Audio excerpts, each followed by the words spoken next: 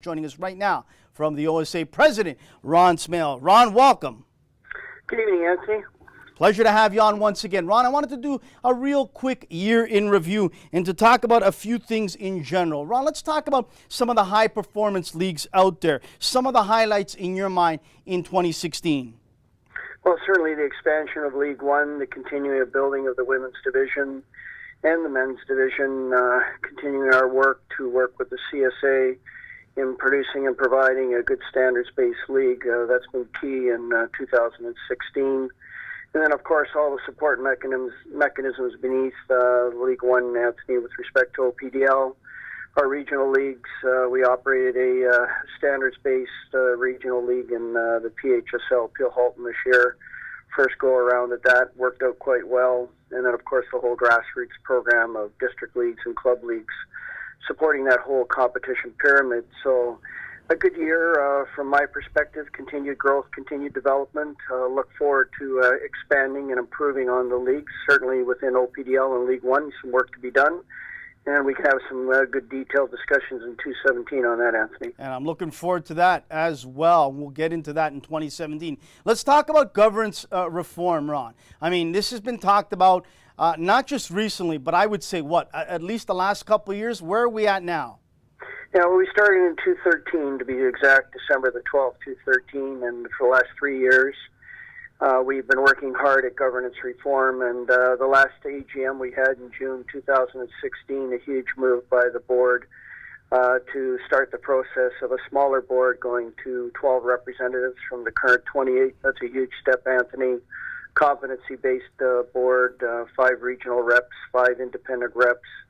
Really good move on the part of the board, a lot of hard work there. We move into 2017 with a special general meeting on February the 11th where the bylaws will be written so that the new board can be put in place in June 2017. And of course from that we're building what we call a district president's forum, Anthony.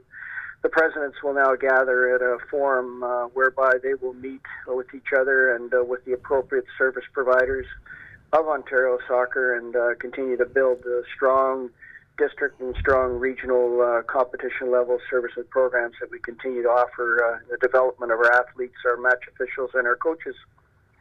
Ron, pretty much you're out there 7 days a week, quite a bit, visiting clubs, talking to parents, technical directors, coaches, presidents, on and on. You're out there quite a bit, administrators. You have done that since you have become president of the OSA. But what are you hearing from people out there in the soccer community when it comes to opportunities in improvement in your mind? What are they saying to you? Well, there's certainly been a lot of discussion this year around the issue of we're becoming rather elitist. A lot of focus on League One, a lot of focus on the OPDL, and I continue to ensure people and to support people and letting them know that the grassroots component of our game is the critical component of our game. As you know, I attend many festivals, I attend many club functions, many club activities and weekend play, and I'm just amazed, number one, Nancy, at the resources that we have out there. The volunteers, the dedicated coaches, the dedicated parents who continue to support the grassroots process. Certainly on the service provider side, people have asked for us to look at the programs we're offering. Are they the right programs? Are they servicing, I'll call them our customers, which of course are our players at the end of the day. And as such, pleased to report that we're now in the process of doing a complete review of the matrices of our festival format for our under 12 grassroots players. This will be the start of complete reviews, complete assessment, complete adjustments going forward to improve the service delivery that we provide as the governing body for the province of Ontario. Now, a number of people have tweeted in since Friday when I had mentioned that we're going to talk a lot of grassroots. And I want to ask you this, Ron. Andrew Andrade tweeted to me. He says, for Totera, please talk about the children that can't afford to play and how clubs can help these kids and give them a chance. Can you talk a little bit about that, Ron, and maybe give us your thoughts? Yeah, we certainly are mindful of the fact of the cost of the game going forward. I know and I'm quite aware of many, many clubs and many districts who provide social economic opportunities for athletes who come from a family where socioeconomic opportunities aren't as good or as required as what they need to be. So that expansion of opportunities that way, and setting aside dollars, and setting aside resources, and setting aside processes to accommodate those who may not be as fortunate as you and I, Anthony, is very, very critical to the game. I attended a couple of opportunities with special need groups down in Cabbagetown in the inner city group, working with groups like Nutmeg and others. And it really brought home to me the importance of ensuring that we offer the game to everyone. So as president of the association, I'm continuing offering and obviously asking staff to look at what we're doing, to look at what we can do from a cost perspective, cost efficiency, effectiveness perspective going forward to keep our costs down. But I want to reassure you and reassure people who are listening tonight and or who have texted in that many of our clubs, Anthony, provide great programs for those who aren't as fortunate as you and I. And we're blessed to have a soccer family like that is continuing to look out for the needs of everyone. And a couple more tweets. Andrew Andrade was on fire tweeting out these last couple as well. We'll get your thoughts on this, Ron. He said, talk about how indoor facilities won't even devote 1 or 2 hours of free play to any kids. They book up everything for the dollars. And then he goes on and says, at least Brampton Soccer devotes free play twice a week for $2 for 1.5 hours. Toronto facilities should look into this. Your thoughts, Ron? Well, I agree. I mean, that's a wonderful thing. We should all be doing those types of things, no matter whether it's an indoor facility, no matter whether it's a pool, whatever it is at the end of the day. We should offer up free community hours, free community time. I know we, operating the soccer center, don't have a program like that. Certainly I'll take that message back to staff and see what we can do in 2017 to set aside some time so that we can be leaders in this area. But certainly Anthony has an excellent comment there, and one that we need to embrace and need to expand upon. Ron, Chris Schroeder tweets, he says, Anthony, the sheer number of league and cup games when all the U.S. experts say training count should be 3 or 4 to 1. Your thoughts on that? Well, I agree. It should be 3 or 4 to 1, and we have a lot of tournaments within our province offered by many clubs in many districts. Again, I think this is part and parcel of us doing a complete review, Anthony, of our competitive stream. The player pathway is critical. Winning tournaments is great. You and I played in tournaments, Anthony. Your boys played in tournaments, and they're always fun and always nice to get away. But everything needs to be done in a balance. And I think that we've shifted in the last 3 to 4 years to maybe doing too many things with our athletes, and now we're trying to, pull it back or hold it back a bit so that that training competition ratio is the right ratio going forward, especially, Anthony, to our under 12 athletes who really need to take care of them and ensure that we don't put them in a position where they experience burnout when they get to be 13, 14, or 15 years of age. Ron, Eric Stokel tweets to me and says, we should also have more outdoor cage soccer areas for pickup for teens and young adults. Your thoughts? Boy, I've got some good ideas. Can I put those on our Christmas wish list, Anthony, and see if we can get our municipalities? I mean, that's a municipality issue from an infrastructure perspective. I'm pleased to report that we at the On facility have a great relationship with Mayor Bevilacqua of the city of Vaughan. I really encourage our soccer leaders in their municipalities, and I know a lot of them do spend a lot of time going to their municipalities and talking to their municipal leaders or city mayors and our councillors about providing more opportunities, more infrastructure, and more places to play this great game of soccer. So we'll certainly continue that way and in that direction. And hopefully we can build on that as we move into 2017 and beyond. Another individual tweets out and asks about futsal. What are you doing to help out more that love the game of futsal, Ron? Well, I want to really say congrats to Peel Halton Soccer Association. They doubled their league this year going into futsal and done a tremendous amount of work with our futsal-based, standards-based league. In fact, they doubled their team entries. And in fact, Anthony, they had to turn teams away at the older and senior level simply because we didn't have enough infrastructure, enough gyms, enough suitable courts to play the great game of futsal. That game is growing. Again, both the OSA and the CSA need to extend and provide more opportunities and more opportunities for coaching development and match official development. The futsal game needs qualified match officials and needs qualified coaches going forward. It's an area where we lack those resources at this moment, Anthony.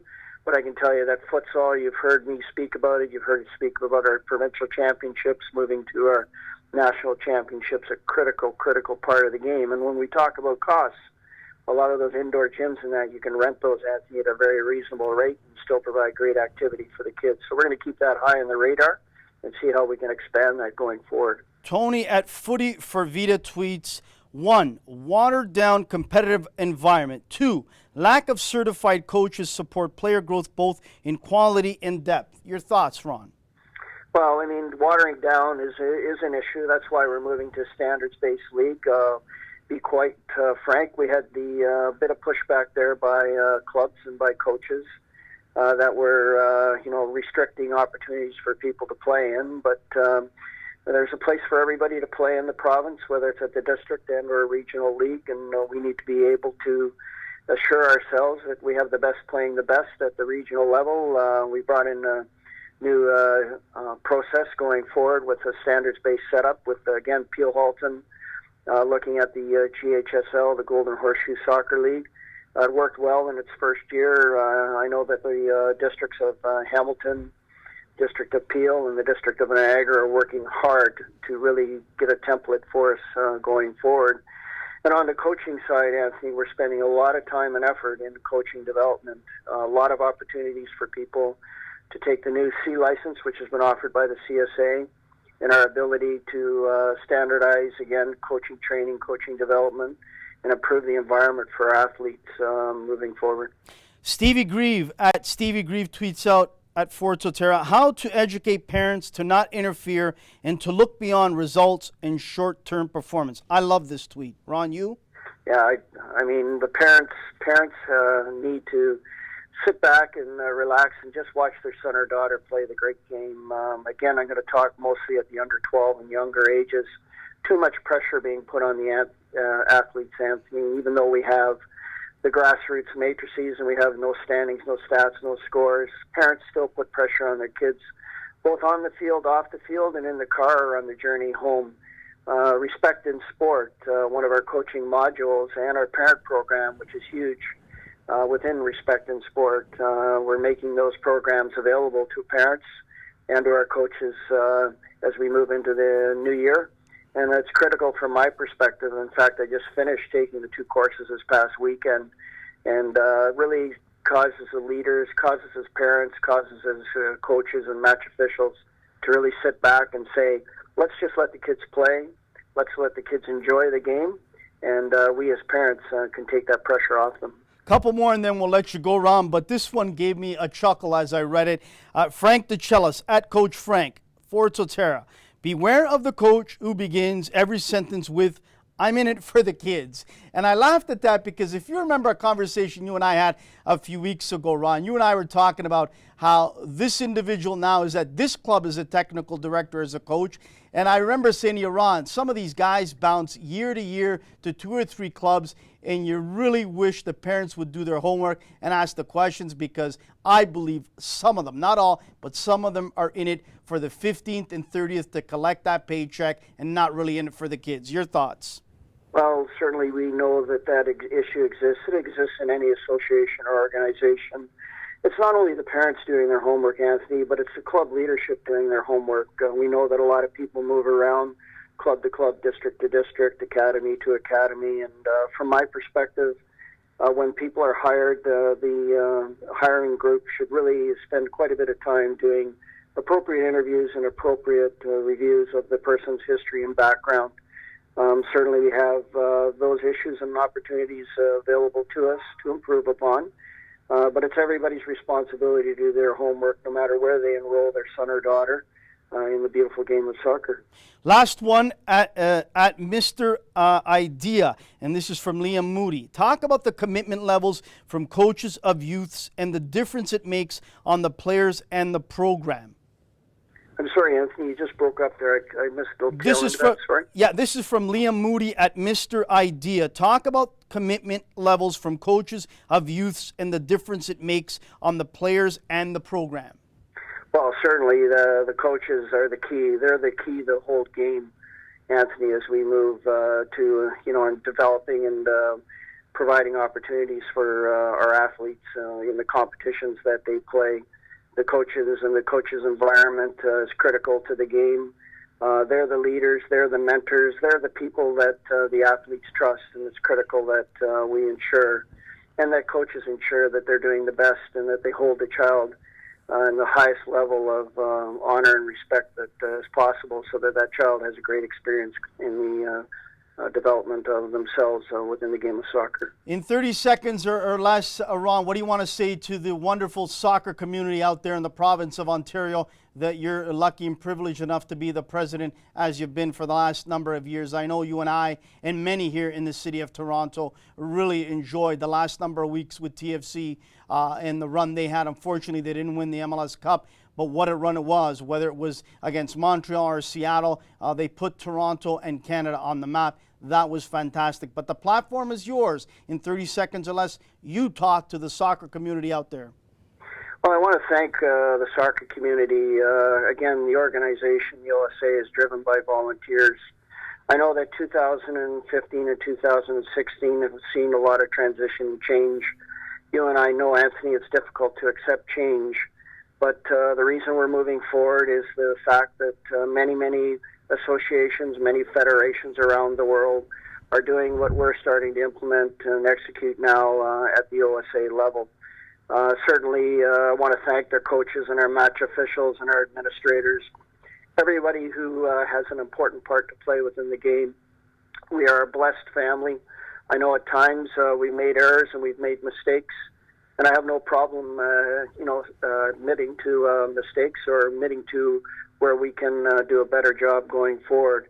So I'm asking for everybody's patience. I'm asking for everybody's commitment. I'm asking for everybody's continued dedication to move the game forward in 2017. Please ensure that, you communicate with us, communicate with staff, communicate with myself. Everyone has our contact information. We want to hear from you, and not just from here. We want to listen to you, understand what you're saying, and implement what we can to make the great game going forward. So to each and every one of our members, I wish everyone a very Merry Christmas. I wish everyone a continued healthy, happy, prosperous 2017.